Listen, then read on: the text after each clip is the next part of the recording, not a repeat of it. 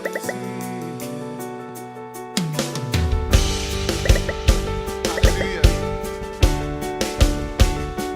On a élevé le nom de Jésus. Bien-aimés frères et sœurs, chers responsables, je voudrais ce matin encore vous saluer dans le beau, précieux et merveilleux nom de notre Seigneur et Sauveur Jésus-Christ. Nous continuons à prier pour vous et nous espérons que vous vous portez très bien. Notre souhait, c'est qu'aucun enfant de Dieu ne périsse dans cette crise, mais que Dieu lui-même pourvoie à vos besoins et vous comble de ses grâces. Lors de mon dernier message, je vous ai parlé de la faveur de Dieu. Dans ce moment de crise, enfants de Dieu que nous sommes, nous avons besoin de sa faveur.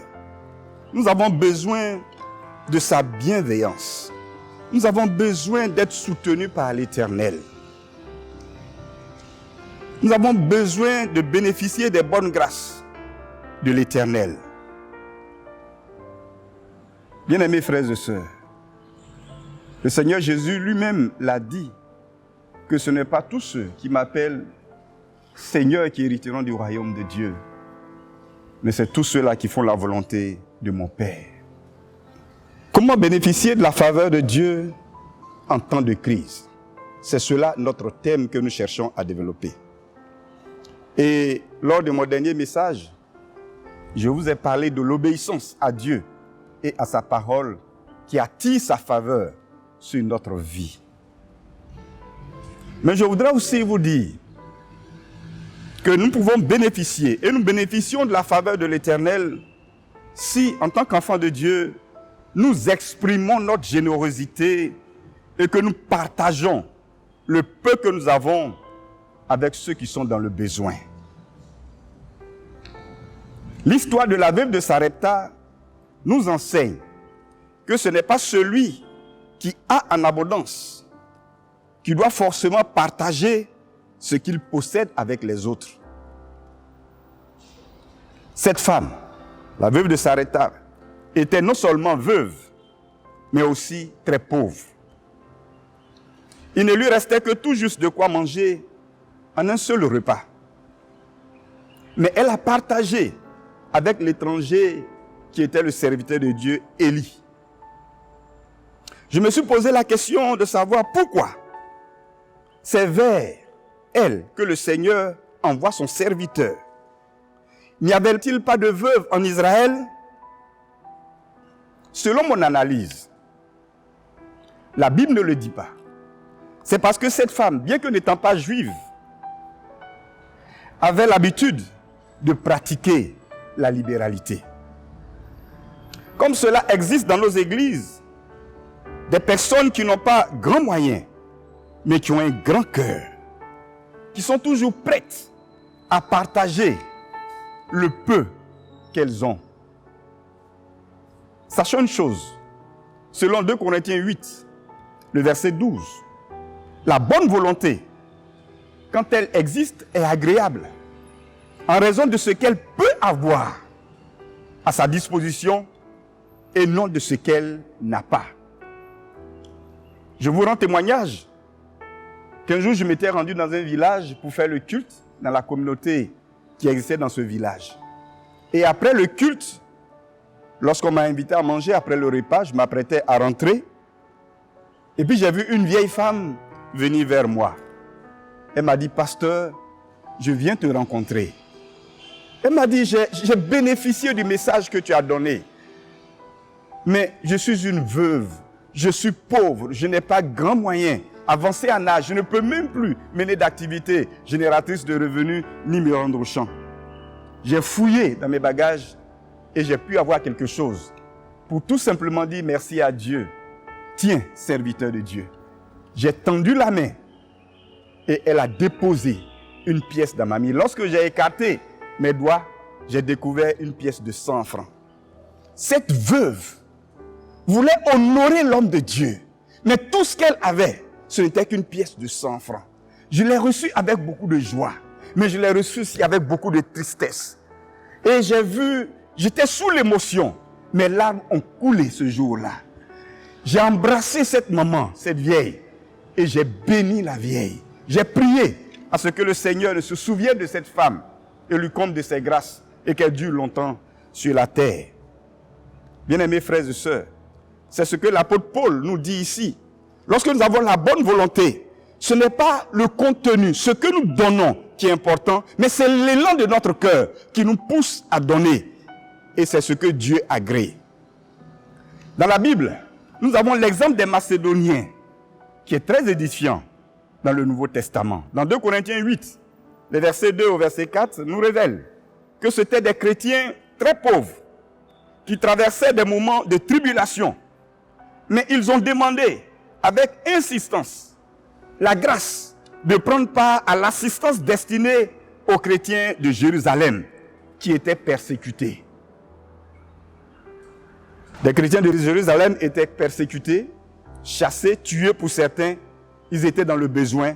Et eux ont demandé à l'apôtre Paul, avec insistance, de leur permettre de participer au soutien de ses frères et sœurs en péril. Aujourd'hui, pour beaucoup d'entre nous, nous sommes dans nos maisons. Nous avons de quoi nous vêtir, de quoi nous nourrir chaque jour.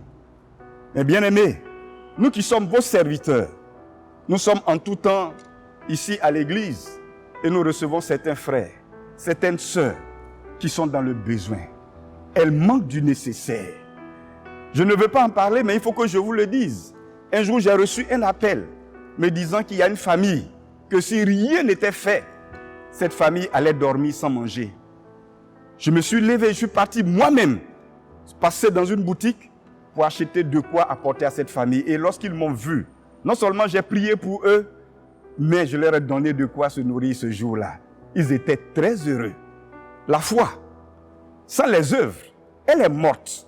Voilà pourquoi je voudrais interpeller chacun de nous à nous souvenir de nos frères qui, à cause de cette situation, ne peuvent plus mener d'activité et qui sont dans leur maison. La porte d'Abidjan est fermée. Ils ne peuvent plus rentrer chez eux au village. Ils sont obligés de rester à Abidjan, mais ils n'ont rien. Rien de quoi manger. Je l'ai dit dans un de mes messages passés, ce n'est plus la pandémie du coronavirus qui risque de les tuer, mais c'est plutôt la famine qui risque de les emporter. Dans Galates 6, 9, il nous a dit, ne nous lassons pas de faire le bien, car nous moissonnerons au temps convenable si nous ne nous relâchons pas. Lorsque les moments deviennent difficiles, nous avons tendance à protéger le peu qu'on a pour assurer notre lendemain. Dans Proverbe 11, le verset 24, il est dit, tel qui donne libéralement, et il devient plus riche. Et tel qui épargne à l'excès, ne fait que s'appauvrir. Souvent, devant certaines situations comme celles que nous traversons présentement, où nous ne savons pas l'horizon, nous ne voyons pas clair à l'horizon, et nous ne savons pas ce qui va advenir de notre situation, nous avons tendance à protéger les acquis. Mais ouvrons nos cœurs et nos entrailles aux autres. La veuve de Sarepta pouvait dire à Élie, permets-moi d'aller voir mes amis du quartier pour que chacune donne un peu de ce qu'elle possède et nous allons réunir assez de nourriture pour t'aider. Ce que Dieu apprécie, ce n'est pas le don communautaire, par obligation, mais des dons provenant de cœurs généreux qui sont prêts à se sacrifier pour leurs frères et sœurs dans la détresse et dans la désolation.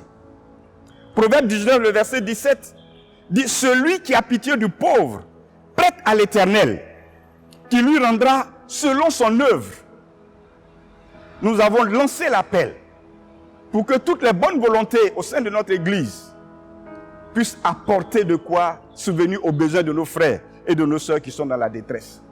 Ne te dis pas que tu es assez pauvre. Ne te dis pas que tu n'as pas grand-chose. Ne te dis pas que tu as rien. Rien qu'un kilo de riz nous aidera à aider aussi certaines personnes. Bien-aimés frères et sœurs, Jésus a parlé de la veuve de Sarepta en Luc 4, les versets 25 au verset 26. il rend témoignage de cette veuve vers qui Élie le prophète a été envoyé. Et je l'ai dit, je crois qu'elle avait l'habitude de faire le bien aux pauvres, aux visiteurs. Dieu s'est souvenu d'elle dans la période difficile qu'elle traversait. Dieu n'oublie jamais tous les gestes de générosité que nous accomplissons à tout moment. Hébreux 6 nous dit, car Dieu n'est pas injuste pour oublier votre travail et l'amour que vous avez montré pour son nom, ayant rendu et rendant encore des services aux saints. Les saints, ce n'est pas seulement les serviteurs de Dieu, mais les saints, c'est aussi les enfants de Dieu. Tous ceux qui ont accepté Jésus-Christ comme leur Seigneur et leur Sauveur, qui sont héritiers du royaume de Dieu. Ils sont nos frères, ils sont nos sœurs.